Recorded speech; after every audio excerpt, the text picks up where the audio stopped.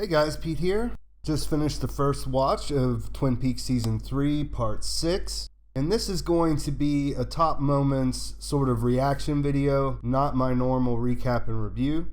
I'll be coming out with that shortly afterwards, but I wanted to do this one first because I'm kind of nursing a cold and I didn't want to put off putting something out.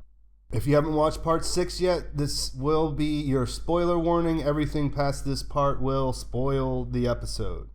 So okay, this was a pretty good episode. I really liked it on first watch, and the first moments that stood out were Dougie Coop moments. There was two separate parts that I absolutely laughed at, and that one was when he was with Sonny Jim in Sonny Jim's room and he had sort of the clapper battle with the light. I was cracking up, and then we saw him at the table with his wife Janey-E, and she pulled out the picture of Jade, and he started smiling and said, Jay gave 2 rides. So that was a really good one. Speaking of Janey-E, she had a pretty awesome moment, and whenever she gave this speech to these 2 guys that were pretty funny looking that she met at the park, she talks about the dark age, like we live in a dark age, and it was really cool, and I really enjoyed the way she shuffled off to the car, just like completely over it in the whole situation. But she did pay back the guys, sort of, and I think that would hold them off. Next moment was Mr. Todd. This is the guy in Las Vegas that we met earlier. He's sitting there looking at his computer, and all of a sudden a red square pops up. He clears it really quickly, but then he goes straight to his safe and pulls out an envelope. He then passes the envelope off, and the next guy who gets it is the next moment. He's credited as Ike the Spike, and he is a dwarf, you might have noticed, and has a really cool theme song that they play whenever he's on. And we saw as he went to Lorraine's office that he is quite the proficient killer.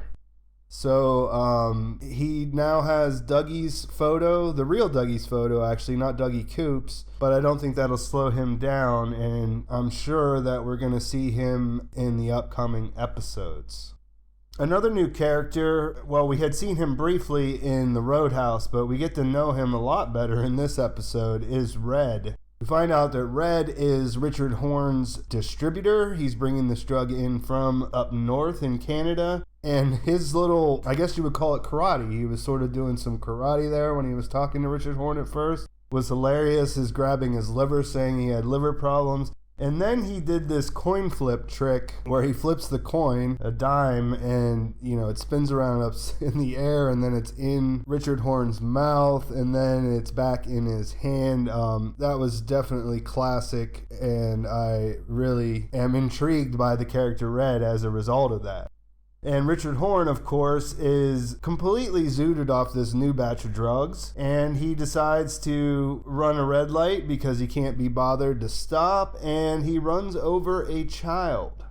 And I'll speak a little bit more about that later, but yeah, he just drives off, and then we see him later sort of give a half-ass clean to the grill on his truck to wipe off the blood. Frank Truman and Doris had a moment there. Doris was her usual self, and she was upset with Frank. He was understanding and whatever, like he usually is. But we find out that from the switchboard operator that they had a child who had committed suicide, and Doris hadn't been that way prior to that. We also found out here that Chad is even a bigger douchebag than we originally realized. Yeah, he just seems to be one of those people that you love to hate. And that's his purpose. I mean, the way he talked about their son killing himself because he couldn't take being a soldier while mocking the guy, not too much. There doesn't seem to be too many redeeming qualities to Deputy Chad. The next big one is one that I had been waiting for, and we did finally arrive at the Fat Trout. First moment we had there was we met another character who was new, who happens to live with somebody named Linda. Now, of course, this is most definitely the Linda that the giant was referring to. Now, we didn't learn much about her, but we did find out that she is in an electric wheelchair and that she's getting assistance for the government, but it's not coming fast enough, according to this guy who's talking to Carl. We see that Carl goes into town just about every day, and also that he's been smoking for 75 years every damn day.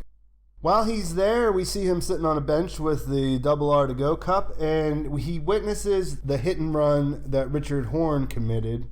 And we see that his trip to wherever he went when he was a child may be responsible for, he basically sees like this, when the kid dies, he sees what looks like a yellow light. It could be a spirit or the electricity, whatever you want to say there. But he sees it leave the kid. And this is interesting because, like I said, we know that he was abducted whenever he was a child with the log lady. And he may have brought this power back. And, that's definitely similar to what we see going on with Dougie Coop, Agent Cooper in Dougie's life right now. He's not all there, but he can see certain things that help him along the way. The next big moment was Hawk. He drops a coin in the bathroom, a buffalo head coin. As he goes to pick it up, he notices that there's a stamp on the door of the stall that says Nez Perce Manufacturing. Now that's his heritage. He's from the Nez Perce tribe. That's a Native American tribe that you probably heard about if you read The Secret History. But once he notices that, he decides to look up and he sees that something's missing. There's some missing screws at the top of the door, and he goes a little bit deeper, tears the panel off, and he finds pages.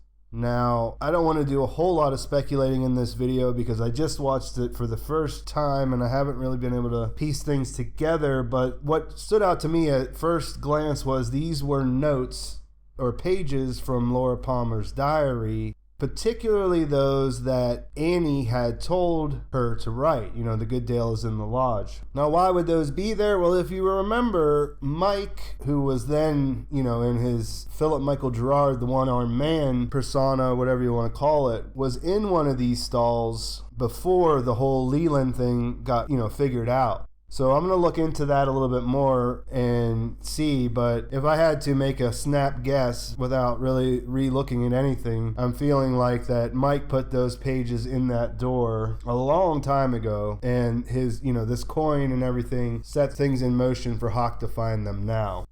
Albert is still one of the greatest Twin Peaks characters of all time. We run into him going out in the rain under, orders from Deputy Cole. Deputy Director Cole. We get a little back and forth with them, but the best moment, just pure Albert moment, is as he's going in with the umbrella, and he's like, "Fuck Gene Kelly, you motherfucker," for singing in the rain or whatever. But yeah, then we get the biggest moment of the entire thing. We get what we have all been waiting for since the Blue Rose scene with Agent Cole and Albert. We find out the woman that he wanted to talk to was in fact Diane. He says Diane. Laura Dern turns around. She has a strange blonde wig on. She's smoking a cigarette, and it looks like she's drinking martinis or something along that line. What does it all mean? We don't really know because that's all we do is we got the reveal, but nothing more. So those were my top moments. Tell me in the comments what you thought your top moments were and which ones you're most excited about. I will be, like I said, I wanted to put this out first because I have had a cold and it's a little bit harder to work straight through. So I was afraid I wouldn't get the recap and review out until, a little bit later. So we have this, we can start from there. I may do it like this in the future, and then, I'll be going through the regular thing. I'll be doing recap and review, bonus video if necessary, Q&A later in the week, and, we'll just see how it goes. This past weekend I had a couple of videos I didn't get out. I had some bad news where I had a really close friend who passed away, and kind of threw off my Saturday and Sunday, but those are on the back burner. They will be coming out at some point.